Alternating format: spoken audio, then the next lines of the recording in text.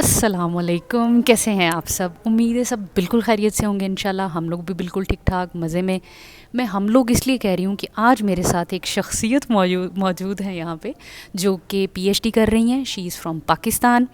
हम नाम इनका कोई भी फ़र्ज़ कर लेते हैं अपने माइंड में, XYZ कुछ भी, तो कॉन्फिडेंशियल है। She don't want to share her name, but जो अहम चीज़ है वो है मालूमात, जो मैं चाहती हूँ कि आप लोगों तक पहुँचे। और हो सकता है किसी का भला हो जाए, हो सकता है हम किसी के काम आ जाएं।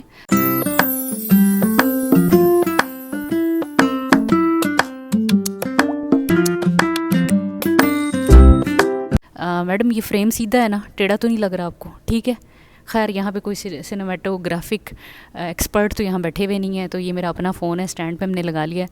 विदाउट एनी फर्दर ड्यू, मैं इनके 2 महीने से इनके पीछे पड़ी हुई थी। शी वॉज़ एक्सट्रीमली बिजी, तो आज इन्होंने मुझे टाइम दिया है। She is a doctor to be, मतलब इंशाल्लाह very soon she will be a doctor. तो हम इनको डॉक्टर साहिबा कह सकते हैं, यही इनका इंट्रोडक्शन है। तो जनाब, इनका सफ़र इनकी ज़ुबानी सुनते हैं कि ये पाकिस्तान से यहाँ पे कैसे आई। थोड़े से रेफरेंस के लिए मैं आपको बता दूँ कि शी इज़ हेयर एज़ इरसिप प्रोग्राम जो होता है, हायर एजुकेशन कमीशन की तरफ से होता है।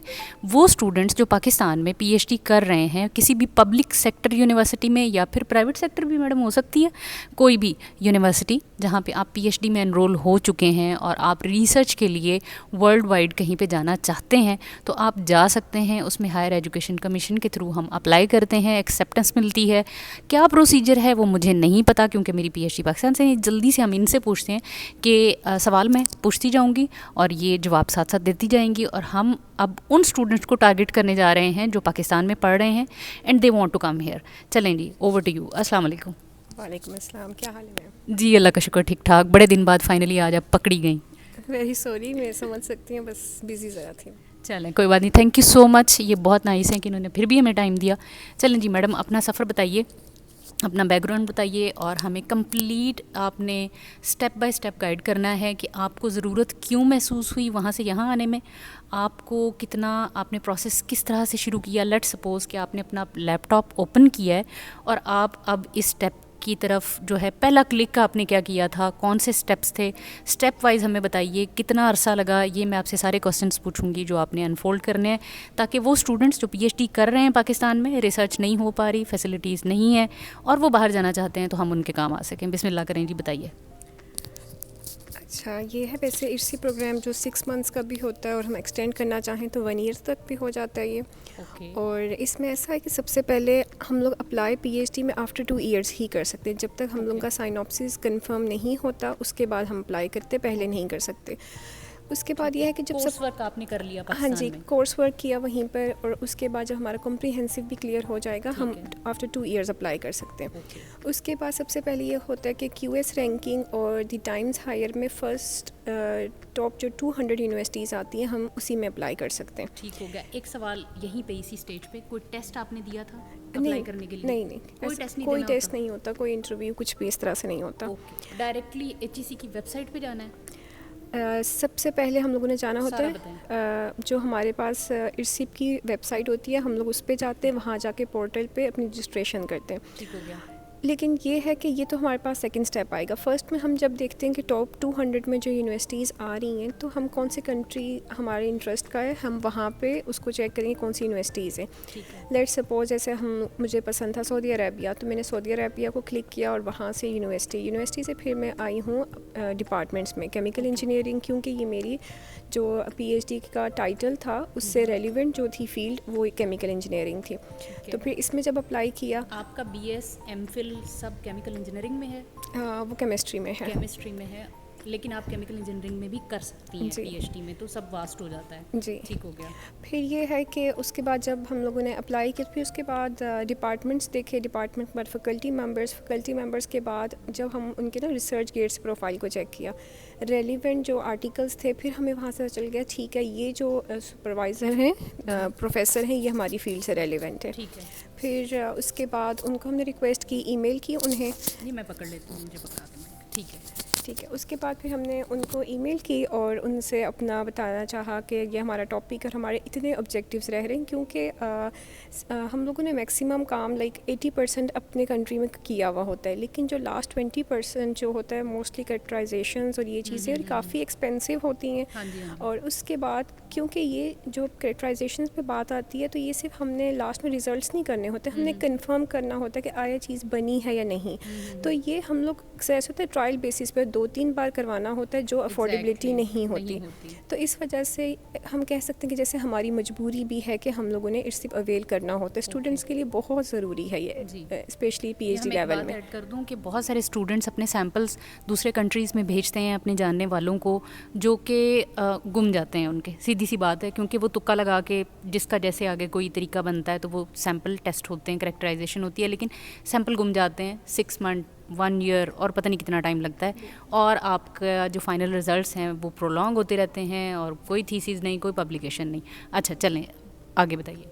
और उसके बाद हम लोगों ने अपने जो अप्लाई किया, सर से पूछा तो उनके पास सीट थी जैसे। और फिर जब हम लोग HEC की जो इर्सिप की वेबसाइट है वहाँ पे जाकर हम लोगों ने अप्लाई करना होता है। जब पोर्टल ओपन होता है वो भी हम लोगों को ख़ुद चेक करना पड़ता है। आफ्टर 3 मंथ पोर्टल ओपन होता है और फिर ना ये बंद भी जल्दी हो जाता है, एटलीस्ट 2 वीक्स का टाइम होता है, उसी में हमने अप्लाई करना होता है। अच्छा, इसमें मुझे ये बताएं कि वो साल का कौन सा हिस्सा होता है जब पोर्टल ओपन होता है, और दूसरी बात मुझे ये बताइए कि आपके पास तब तक आपने एक्सेप्टेंस ले ली हुई होती है, मतलब ये चीज़ें आपके हाथ में हों, क्योंकि अगर 2 वीक्स का टाइम है अप्लाई करने के लिए और किसी यूनिवर्सिटी से आपको एक्सेप्टेंस अभी नहीं मिली है तो फिर उसके बगैर अप्लाई कर सकते हैं? अच्छा, ऐसा है कि हम लोग इस चीज़ को ना निगलेक्ट कर लेते हैं, हम लोग इतना नहीं फोकस करते। हमें उस टाइम में होता है PhD के कोर्स वर्क और कॉम्प्रिहेंसिव में कि ये चीज़ प्रायोरिटी पे, इर्सिप तो बात की बात है। ऐसा नहीं होता, बात की बात नहीं होती, क्योंकि प्रोफेसर्स के पास सीट नहीं होती। तो जब हम उनसे कमिटमेंट करते हैं तो हमें उनको ये कहना चाहिए कि हम लोग 1 साल के बाद आएंगे, बट एक्सेप्टेंस पहले ले लेनी चाहिए, क्योंकि एक्सेप्टेंस मिलना कोई ईजी बात नहीं होती, बहुत मुश्किल होता है। तो इस वजह से एक्सेप्टेंस पहले लेकर रखनी होती है। और जब हम अप्लाई करते हैं, क्योंकि एक्सेप्टेंस लेटर ये सारे जो डॉक्यूमेंट्स होते हैं वो लगाना होते हैं हम लोगों ने, तो जब अप्लाई करती है। लेकिन अच्छा, ये जो इर्सिप की अनाउंसमेंट होती है ना, ये ऐसा नहीं होता कि कोई वेबसाइट से जाके हम लोग देखें कुछ, ये जो इर्सिप की ही होती है, इसी पे ही आ रही होती है। और अक्सर ऐसे होता है फेसबुक पर यूँ भी आ जाती है, तो यूँ भी पता चल जाता है। You have to keep your eyes open. बिल्कुल ऐसे, बिल्कुल ऐसा ही है। अच्छा, और उसमें यूनिवर्सिटीज़ की जो लिस्ट है टॉप 200 जो QS रैंकिंग वाली है, वो इर्सिप की वेबसाइट पे होगी, या you have to find by yourself कि वो 200 पहली 200 जो यूनिवर्सिटीज़ हैं वो कौन कौन सी हैं, वो आपको खुद देखना होता है, या वो भी आप उधर साइट के ऊपर कोई लिमिटेशन है? वो हम लोग खुद ही गूगल पर से देख रहे होते। जैसे लेट सपोज़ अब स्टूडेंट ने 2026 में आना है, तो जैसे फॉर एग्ज़ाम्पल कि 2026 अप्रैल मई में उनका 2 ईयर कंप्लीट हो रहा है, तो प्रोबेबली उन्होंने 2027 में आना है। तो जब वो QS रैंकिंग में चेक करें तो वो यही देखें, क्योंकि जब उनकी एप्लीकेशन प्रोसीड होगी तो फिर ये देखा जाएगा कि क्योंकि खुदा ना खास्ता थोड़ा टाइम डिले हो जाए HEC की फ़ंड्स या कुछ इस वजह से, तो 2027 में ये ना कि टॉप 200 से डाउन चली जाए। जब वो डाउन चली जाती है तो फिर इंटरव्यू के टाइम काफ़ी रिस्की हो जाता है कि आपकी टॉप 200 में तो नहीं आ रही।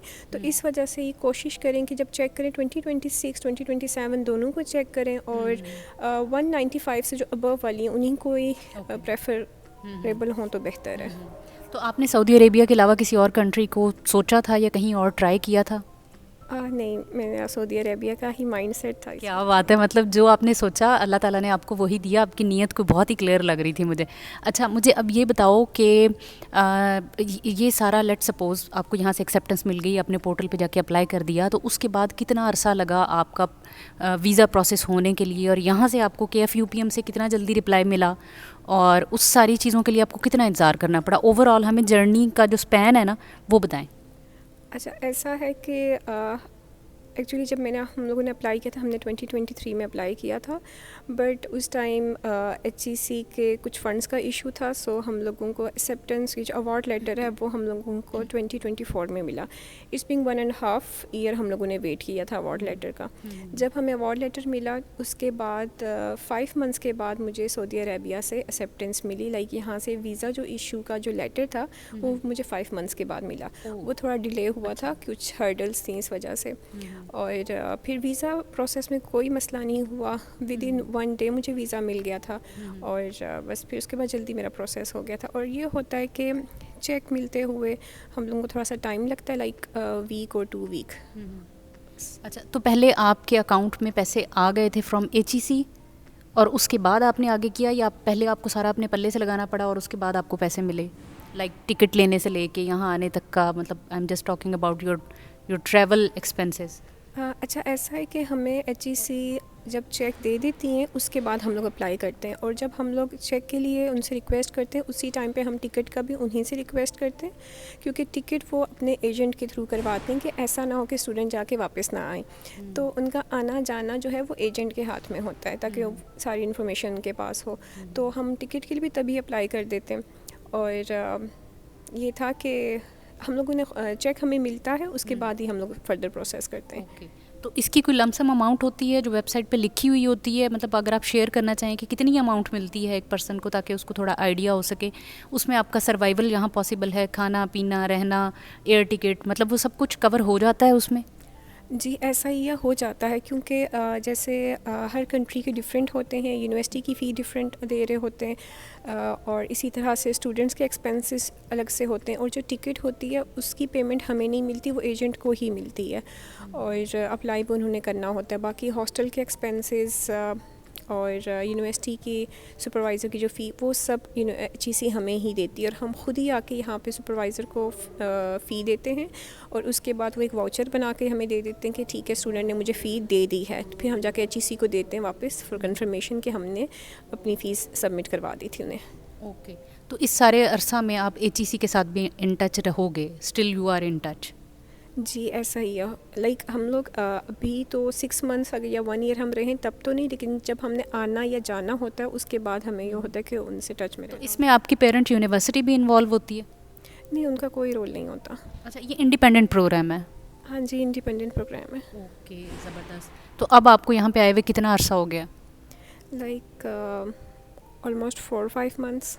4 to 5 मंथ्स। और अभी आपको क्या लग रहा है कि आपका 6 मंथ में कंप्लीट हो जाएगा या एक्सटेंशन लेंगी? और ओवरऑल आपका एक्सपीरियंस कैसा है यहाँ पे? मैं तो आपको काम करते देख रही हूँ हमारे सेंटर में, she is from my centre, she is hair. तो अब मैं ऐसे बिहेव कर रही हूँ जैसे मैं कुछ नहीं जानती इनके बारे में। तो चलें, बताइए आपका यहाँ पे आने का एक्सपीरियंस कैसा रहा? अल्हम्दुलिल्लाह बहुत अच्छा रहा। बिलीव मी, लाइक जब मैं आ रही थी तो कुछ लोगों का ऐसा कॉन्सेप्ट था कि अरब कंट्रीज़ में कौन जाता है। ट्रस्ट में जितने कॉम्पिटेंट टीचर्स, जितने हार्ड वर्किंग यहाँ पर हैं, बहुत अच्छे प्रोफेसर्स हैं। लाइक वो सिर्फ आपको जस्ट ये नहीं है कि उन्होंने कहना कि जाएँ जाके पेपर्स पढ़ें, नॉट एट ऑल। आपको वो प्रोटोकॉल्स, लेट सपोज आप कोई प्रोटोकॉल फॉलो करें तो उनका पहले यही बात होता है आप कौन से पेपर को फॉलो करें, वो कौन से जर्नल का है। और अगर हम लोग कोई चीज़ बताएंगे भी कि मैं इस प्रोटोकॉल को फॉलो कर रही हूँ ऐसे, तो एकदम से उनके माइंड में क्लिक करेगा। लाइक माशाल्लाह यहाँ पे हमारे एक टीचर हैं, वो तो इतने कॉम्पिटेंट हैं कि जैसे मैंने उनसे बोला कि मैं इस PH पे कर रही हूँ, उन्होंने एकदम से कहा कि ये PH तो आती ही नहीं है इस जब आप सब्सटेंस को यूज़ करेंगे। तो लाइक दिस के नॉलेजफुल माशाल्लाह बहुत ज़्यादा। सो लाइक रियली बहुत बहुत कॉम्पिटेंट टीचर्स हैं। लाइक बहुत अच्छी अपॉर्चुनिटी है, और बहुत मैं कहूँगी कि लोग गलती करते हैं ये बात सोच के कि अरब कंट्रीज़ में कौन जाता है और यहाँ पे क्यों ऐसी स्टडीज़ नहीं है। बहुत अच्छी स्टडीज़ हैं। इसका मतलब है आप कंप्लीटली जो है इनकरेज करती हैं नए आने वालों को कि इधर का भी सोचें? बिल्कुल बिल्कुल, यकीन जाने बहुत अच्छा। लाइक क्योंकि देखें, मेन चीज़ ये होती है कि आप कुछ लर्न करें। ठीक है, रिसर्च में सिर्फ ये नहीं है कि आप ख़ुद से प्रैक्टिस कर रहे हैं और just like you know we can say necklace chicken, just कभी यहाँ कभी वहाँ यूँ। ठीक है, थोड़ा हार्ड वर्क होता है, इंसान लर्न करता है, बट आप वैसा लर्न नहीं कर सकते जब तक एक ट्रू मेंटोरशिप ना हो। और इन बहुत कुछ लर्न करने को मिलता है जब एक आपके पास कॉम्पिटेंट मेंटोर होते हैं। ज़बरदस्त। अच्छा, अब मुझे ये बताओ कि कोई रिजेक्शन के चांसेस भी होते हैं एयरशिप की वेबसाइट पे जब अप्लाई करते हैं? एप्लीकेशन आपने डाल दी है, आपके सारे आपने क्रेडेंशियल्स शेयर कर दिए हैं, तो इज़ देयर एनी चांस कि लोगों की एप्लीकेशन ये वाली रिजेक्ट हो जाती है, या 100% चांस है कि if you are applying then definitely you will get an opportunity outside in the world? नहीं, मुश्किल होता है। लाइक जैसे हम लोगों ने जब अप्लाई किया था 370 स्टूडेंट्स थे, जिनमें से 120 और 130 सेलेक्ट हुए थे। तो काफ़ी कंपटीशन होता है इसमें। जी, कंपटीशन किस बिहाफ पे होता है? आपके प्रीवियस ग्रेड्स के बिहाफ पे, लाइक आपके जो पिछली डिग्रीज़ हैं उनके हिसाब से? नहीं नहीं, ये इस चीज़ पे डिपेंड करता है कि आपकी एप्लीकेशन कितनी स्ट्रॉन्ग है, लाइक वाकई में जो आपके ऑब्जेक्टिव्स हैं वो मीनिंगफुल हैं या नहीं। इस वजह से एक तो ये चीज़ बहुत मैटर करती है, प्लस ये क्योंकि कुछ लोग लिखते हुए तो बहुत कुछ लिख लेते हैं, लेकिन जब इंटरव्यू लिया जाता है तो वो ब्लैंक होते हैं। और ऐसा नहीं है कि उन लोगों ने फ़ेक लिखा, तो कुछ ऐसे होते हैं जो इतने बिजी होते हैं कि वो एप्लीकेशन को टाइम ही नहीं दे रहे होते, उनको होता है ठीक है हमने जाके वहाँ काम कर देना, बट काम क्या करना है वो तो इंटरव्यू तो आप प्रिपेयर करके आए। तो बहुत से स्टूडेंट्स इंटरव्यू को बहुत लाइट लेते हैं, इसलिए भी वो निगलेक्ट होते हैं। अच्छा, तो ये कौन सा पैनल होता है जो आपका इंटरव्यू लेता है? लेट्स सपोज जैसे मेरे केमिकल इंजीनियरिंग था, तो मेरे लिए HEC ने जो केमिकल इंजीनियरिंग से ही और क्लाइमेट से जो रिलेटेड लोग थे उन लोगों का ये था। ठीक है, अगर आप फिजिकल इंटरव्यू था? ऑनलाइन इंटरव्यू था, बट पैनल में लाइक 5 प्रोफेसर्स होते हैं, 6 जो होते हैं HEC के डायरेक्टर होते हैं। ओह अमेजिंग, दैट्स मीन वो मुकम्मल तौर पे आपकी एप्लीकेशन की सही वाली वो क्लैरिटी उन लेते हैं आने से पहले ही कि इसने वाकई जाके काम करना है या बस अभी पार्टी करके वापस आने वाला है इंसान। बिल्कुल ऐसा ही है, ज़बरदस्त, बिल्कुल ऐसा है। चलें, और अब आपने उम्रा कर लिया? जी अल्हम्दुलिल्लाह 2 कर। 2 कर लिए हैं, बहुत लालची हो। यार ये बोनस है ना यहाँ पे आने का। अल्हम्दुलिल्लाह अल्हम्दुलिल्लाह। और मेरे ख्याल में आपने चूज़ ही इसीलिए की थी ये जगह। बस अल्हम्दुलिल्लाह कर दी। और जो सुकून मक्का में ना, ट्रस्ट में कहीं पर भी नहीं है, वापस आकर तो बहुत इंसान अपसेट होता है। बिल्कुल सही कह रही हैं, बिल्कुल सही कह रही हैं। तो अच्छा, अब आप कितनी पब्लिकेशंस अपनी एक्सपेक्ट कर रही हैं until the end of your work? Almost 4 to 5 इंशाल्लाह। ज़बरदस्त, ये तो बेस्ट PhD हो जाएगी इंशाल्लाह ताला आपकी। तो इसका मतलब है कि जो लोग बहुत डिसअपॉइंट हैं अगर पाकिस्तान में उनकी PhD में उनकी रिसर्च जो है वो सफ़र कर रही है, तो they will definitely get some good fruits अगर वो इरसिप के थ्रू आते हैं। बिल्कुल बिल्कुल ऐसा ही, क्योंकि यहाँ पे जस्ट ये नहीं है कि ठीक है आपको अपने काम से रेलिवेंट एक आप डाटा बना रहे हैं, यहाँ पे कंप्यूटेशनल है, यहाँ पे मशीन लर्निंग के आपको लोग मिलेंगे, लाइक कोलैबोरेशन बहुत ज़्यादा है, लोग बहुत कोऑपरेटिव हैं, बहुत अच्छे लाइक बहुत कोऑपरेट करते हैं। लर्निंग इन्वायरमेंट है यहाँ पर, एक दूसरे के साथ कोऑपरेट किया जा रहा है, ना सिर्फ लैब में बल्कि पेपर वर्क में, आर्टिकल्स में। अच्छा, गाइड किया जा रहा है कि कैसे किसी चीज़ को इंटरप्रेट करना है। लाइक अल्हम्दुलिल्लाह ब्लेस्ड के बहुत कोऑपरेट, बहुत माशाल्लाह। अच्छा, और इसमें एक और अच्छी बात यह है कि at the end of your degree जब आपको अवार्ड होगी तो उस पर ना सिर्फ आपकी पाकिस्तान वाली पेरेंट यूनिवर्सिटी का नेम होगा, प्लस KFUPM का लेबल भी हो जाएगा, जिसकी वजह से आपकी डिग्री की वर्थ भी बढ़ जाएगी इंशाल्लाह ताला, और इन फ्यूचर आप उसको बहुत अच्छे से कैश कर सकती हैं। मेरी अपनी यहाँ पे 2 पोस्ट डॉक कलीग्स जो हैं, one is from NUST, both actually they are from NUST. एक की UK से है, ये एक्सचेंज प्रोग्राम में वो UK गई थी, और एक USA गई थी। तो उस बिहाफ पे उनको यहाँ पे पोस्ट डॉक ऑफर हुआ उनके UK USA पलट होने की वजह से। तो आई होप इंशाल्लाह हाई रैंक यूनिवर्सिटी से अगर आप अपनी PhD एक्सचेंज प्रोग्राम के तहत यहाँ आई हैं तो in future it will also help out regarding finding some good jobs और अपॉर्चुनिटीज़। बिल्कुल बिल्कुल इंशाल्लाह ऐसे ही होगा इंशाल्लाह। अच्छा, तो अब ये है कि आपको थोड़ा बहुत रिग्रेट इस लिहाज से फील होता है कि वाई नॉट आपने PhD के टाइम पे यहाँ क्यों नहीं अप्लाई किया? Are you satisfied? It's okay. Now I think now you are satisfied. I think ये हमको पता नहीं था। मैं सेटिस्फाइड हूँ, बट ये है कि मुझे जैसे अभी ऐसे अवेयरनेस हुई है, सो मैंने कभी भी जूनियर्स को गाइड नहीं किया, like guide in a sense के because it was my wish कि मैं अरब कंट्रीज़ में जाऊँ। मुझे गल्फ़ कंट्रीज़ पसंद थे क्योंकि मेरा बचपन भी जैसे गुजरा हुआ है। अच्छा, माशाल्लाह। तो इस वजह से मुझे ये था कि ठीक है गल्फ़ कंट्रीज़, तो मैं किसी को नहीं कभी कहती थी कि लाइक आप भी अप्लाई करो, आप भी करो। बट अब ऐसा है कि जिस जूनियर से भी मेरा कॉन्टैक्ट होता है, अगर वो कहती हैं आप ही हमने यूरोप, मैं कहती थी नहीं यहाँ पे आओ, बहुत अच्छा है। क्योंकि मेन चीज़ ये है कि हकीकत में जो ही नमाज का टाइम आता है, जैसे ब्रेक होती है ना, ऑटोमेटिकली आपने नमाज के लिए जाना है। तो एग्जैक्टली दीन दुनिया ऑटोमेटिकली ना कनेक्टेड हो जाते हैं, बिल्कुल, और अलाइन हो जाती है आपके काम के साथ कि आप बहुत मतलब ये चीज़ बहुत सेटिस्फेक्शन देती है। और ये चीज़ मैं इसलिए बहुत ज़्यादा कंपेयर कर सकती हूँ क्योंकि शंघाई में, चाइना तो वैसे ही लादीन कौम है, ठीक है, तो वहाँ पे हमारे लिए ये इन सब चीज़ों को साथ साथ ले के चलना इट वाज़ वेरी डिफ़िकल्ट। हलाल फूड का प्रॉब्लम, नमाज का कहाँ अदा करें, कैसे करें, छुप के करते थे, सामने कर नहीं सकते, और स्टडी तो हमारे लिए एक स्ट्रगल थी जो कि आपके पास यहाँ पे वो स्ट्रगल नहीं है। प्रेयर एरिया इतना खूबसूरत है यहाँ पे, हलाल फूड इज़ एवरीवेयर, 5 वक्त आप अजान सुन रहे हो, प्लस आप अपनी स्टडी कर रहे हो, तो येस नो कंपैरिजन, इसका तो कोई कंपैरिजन ही नहीं है। मज़ीद आप क्या ऐड करना चाहोगी उन नए आने वालों के लिए जो पाकिस्तान में PhD के लिए स्ट्रगल कर रहे हैं और जिनको आइडिया नहीं है? तो कोई एनी टिप जो आपने डिफ़िकल्टी यहाँ पे फील की हो, या कोई भी चीज़ जो आप बताना चाहें? मैं यही कहूँगी कि देखें पीएचडी जो होती है नो डाउट हमने लर्न करना होता है through our research, but timely हमने कंप्लीट भी करना होता है। बहुत क्रिटिकल टाइम होता है, चाहे वो मर्द हो या औरत के लिए हो, ठीक है। तो आई थिंक बहुत बेटर है कि ऐसे इन्वायरमेंट में आया जाए जहाँ पे लैब फैसिलिटीज़ भी हैं, जहाँ पे मेंटोरशिप बहुत अच्छी है, जहाँ पे ना सिर्फ आपको प्रोफेसर्स बल्कि सीनियर्स, पोस्ट डॉक, आपको जूनियर्स, हर हवाले से आपको बहुत डिफरेंट कल्चर के लोग मिलेंगे। तो इंशाल्लाह लाइक लर्निंग बहुत अच्छी होगी जो कोई भी आएगा। तो मेन चीज़ होती है पीएचडी में लर्निंग, ठीक। लाइक अगर हम पाकिस्तान में हैं, हमारे पास कोई भी रिज़ल्ट्स आते तो हम जस्ट अपने रिज़ल्ट्स के साथ लिटरेचर को मैच करके चीज़ को वाइंड अप करते हैं, बट वो चीज़ यहाँ पर नहीं होती। लेट्स सपोज़ हमने नैनो मटेरियल्स बनाए, यहाँ पे हम लोगों के पास मटेरियल साइंसेस के लोग हैं, हमारे पास फिज़िक्स के लोग हैं, हमारे पास केमिस्ट्री के लोग हैं। Like we go through different subjects, हम लोग के वहाँ पे कुलीग्स हैं, तो हम लोग किसी ना किसी से हर छोटी छोटी चीज़ लर्न करके, तो वही बात है कतरा कतरा, हर फील्ड का एग्जैक्टली कतरा कतरा समंदर बनाता है। तो वही चीज़ है कि लर्निंग के बहुत यहाँ पे अपॉर्चुनिटीज़ हैं। अरे वाह, ज़बरदस्त ज़बरदस्त। माशाल्लाह, आप तो बहुत सेटिस्फाइड लग रही हैं। और ये है कि अच्छा मुझे ये बताओ, पाकिस्तान में आप किस प्रोविंस से बिलोंग करती हैं? क्योंकि आपने अपनी इंट्रोडक्शन को प्राइवेट रखने को कहा है and I totally respect that, लेकिन मुझे सिर्फ इतना बताएं, पंजाब से हैं, सिंध से हैं, बलूचिस्तान से हैं, केपी से हो, कहाँ से हो, ये भी नहीं बताना। अच्छा, आप पाकिस्तान से हैं, इतना तो मान लो। यस यस, अल्हम्दुलिल्लाह। चलें ठीक है, शी इज़ फ्रॉम पाकिस्तान। और ठीक है जी, क्योंकि अच्छा मुझे ये बताएं, पब्लिक सेक्टर यूनिवर्सिटी से आई हो या प्राइवेट यूनिवर्सिटी से आई हो? नहीं, मैं पब्लिक सेक्टर से आई हूँ। पब्लिक सेक्टर से। हाँ जी। चलें ठीक है भाई, हमारी ये बहन जो है शी इज़ टोटली कंसर्न। अल्लाह फट साडा तो कैमरा ही डिंगा होया है, मैंने तो पता ही नहीं। अच्छा, तो ये जो है हमारी सिस्टर जो हैं पाकिस्तान में पब्लिक सेक्टर यूनिवर्सिटी से हैं।